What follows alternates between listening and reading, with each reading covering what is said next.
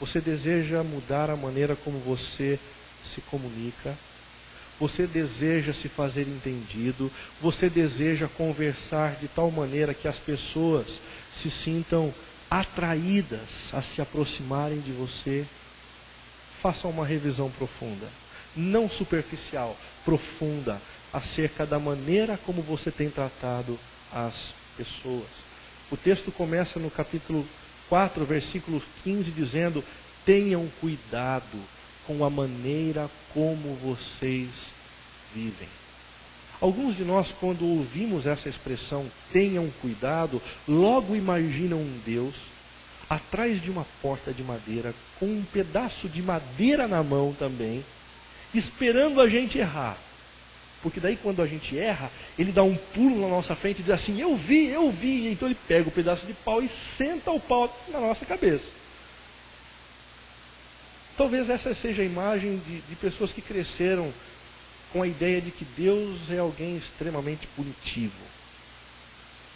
Mas diante da estrutura que eu acabei de mostrar para vocês, essa não é a melhor maneira de imaginarmos a figura do Deus Pai, que nos acolhe como filhos, que nos perdoa incondicionalmente. Quando a gente ouve essa expressão, tenham cuidado, é como se Deus estivesse olhando para a gente dizendo assim: se vocês não observarem o que eu estou dizendo, vocês não vão aproveitar a vida da forma como vocês gostariam.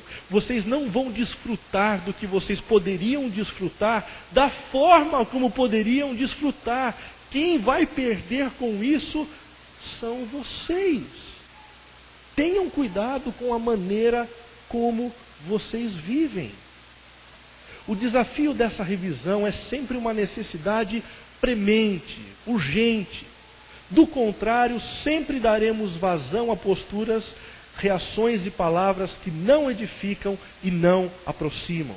Em outras palavras, gente, presta atenção nisso.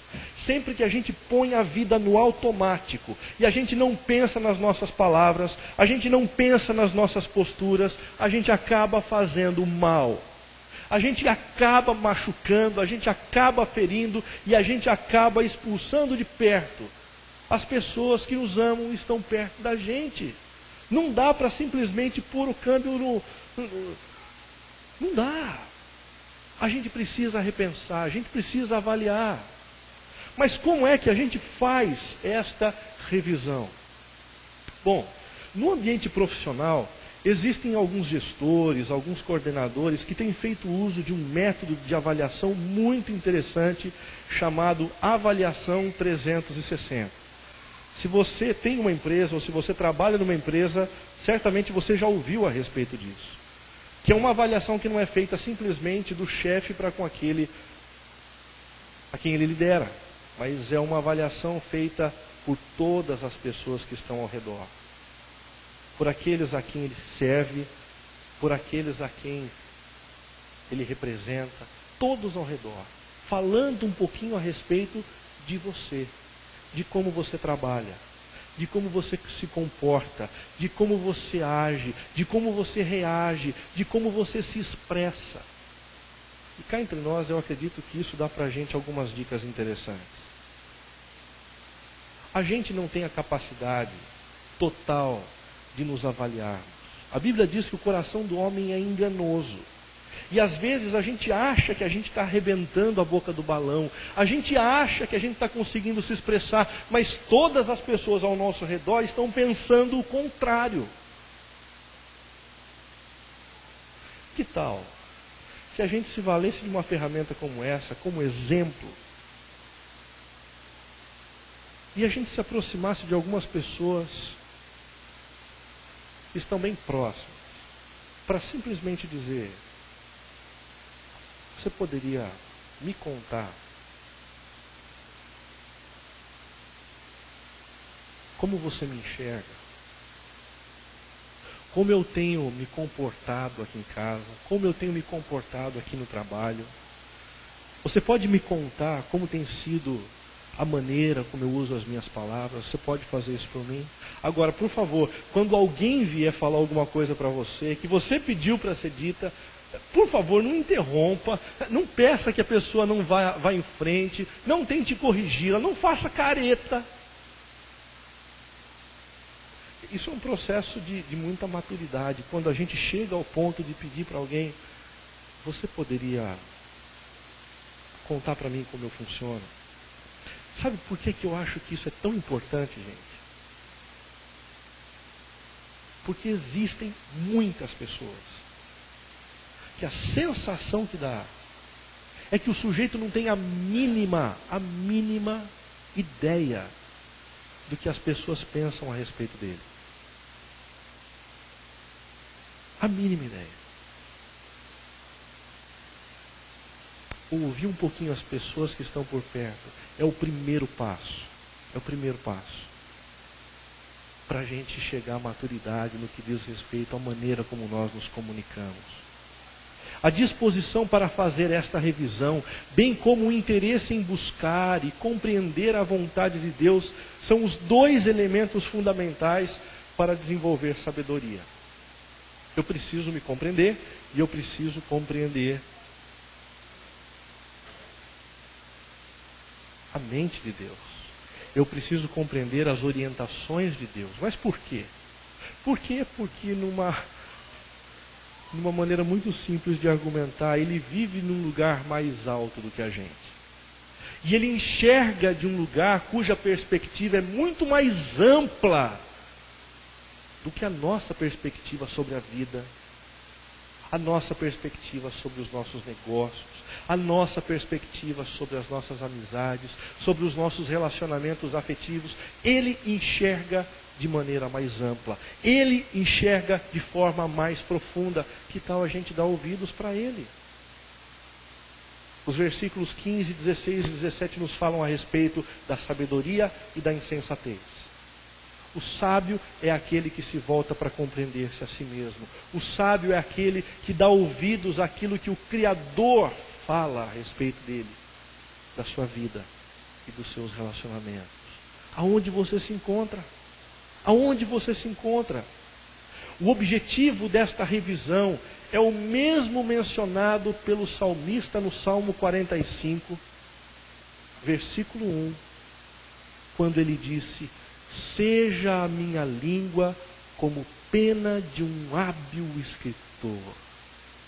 Eu não sei quantos de vocês já tinham lido o Salmo 45 nessa perspectiva.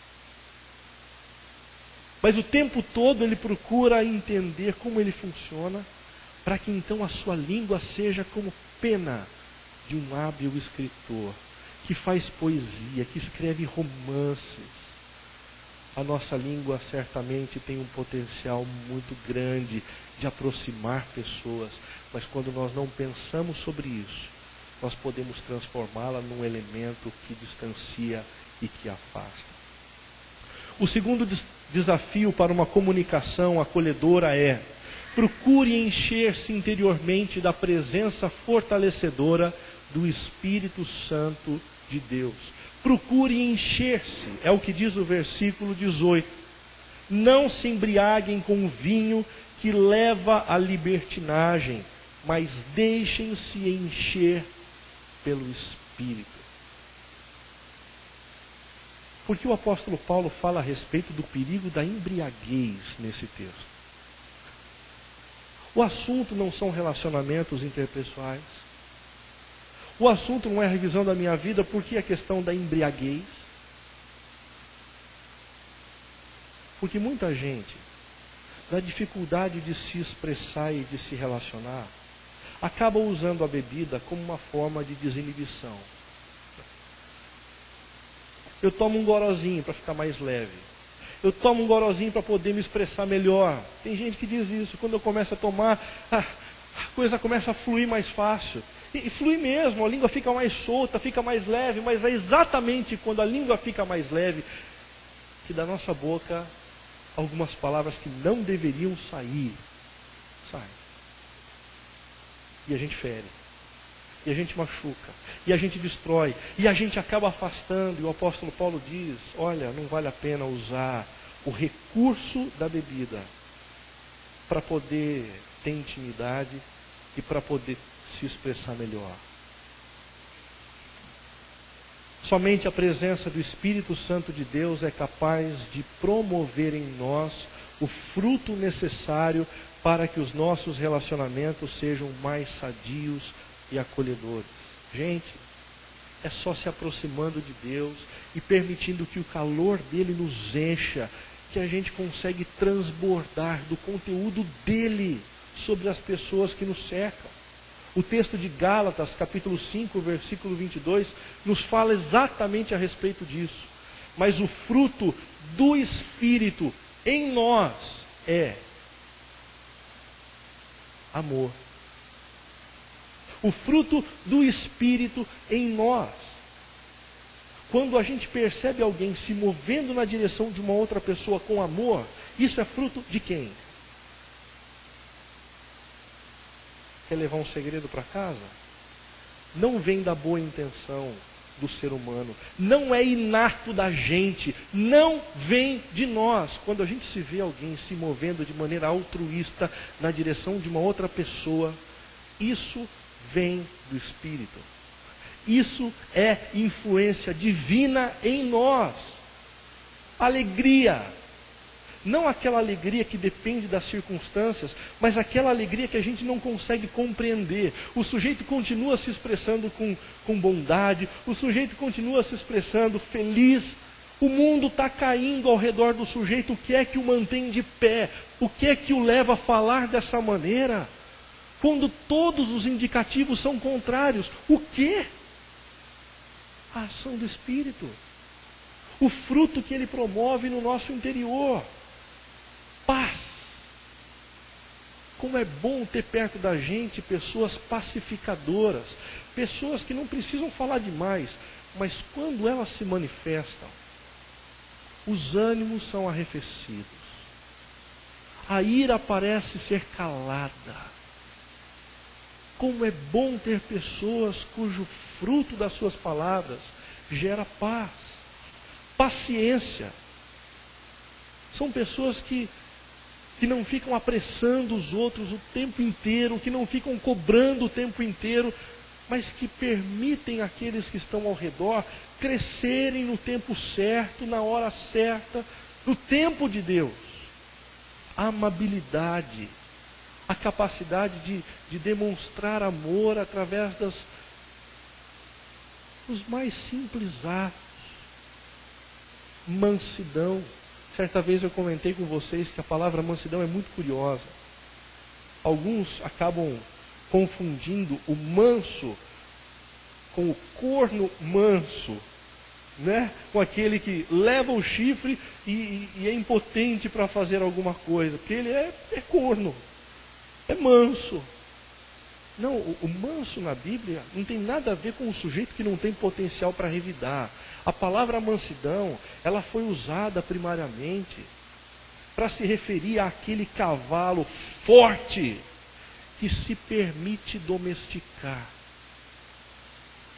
Manso é o forte. É o forte que diz: eu vou permitir que o Espírito de Deus me controle. Eu vou permitir que nessa situação aguda, Deus se avolume tanto em mim que eu não vou abrir minha boca para destruir o sujeito que eu gostaria de destruir. Eu não vou puxar o tapete do sujeito que eu gostaria de puxar. Por quê? Porque eu não tenho força? Não, eu tenho força. Eu posso fazer isso? Eu posso. Eu consigo? Eu consigo. Mas não vou fazer porque existe alguém que me influencia mais do que eu mesmo. O próprio Deus. O próprio Deus.